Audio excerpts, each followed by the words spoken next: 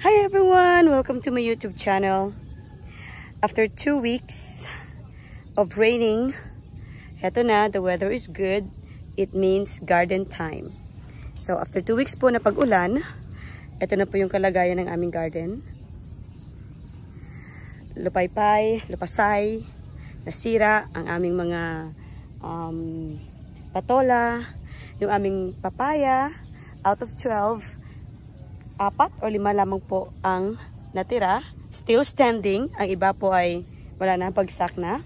But it's okay because actually selected lamang po ng mga vegetables and crops ang pwede nating itanim lalo na kapag rainy season. Yung mga plants or vegetables lamang po na pwedeng lumaban sa matinding ulan. At ipapakita ko rin ang preparation namin sa farm. First cropping po dito sa Iloilo. Yung katabi naming mga palayan ay nag-start na sila. Amin siguro sa Monday pa.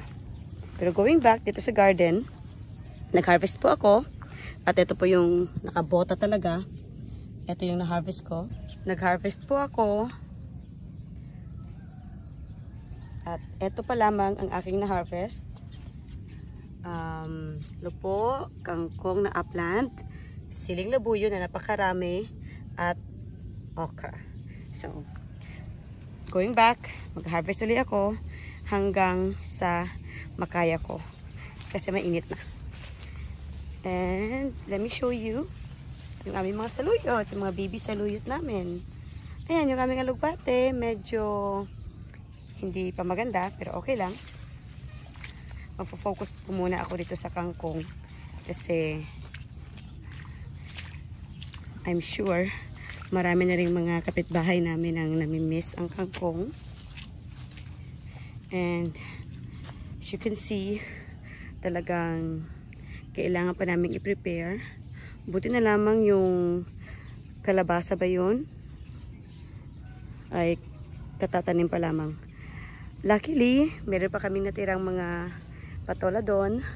Siguro hindi masyadong mataas ang tubig doon, kaya na-save sila. Dito na part used to be, if you are my follower or my subscriber, nakita niyo po sa aking mga videos before na may patola po kami dyan, pero wala na. So, yun lamang po.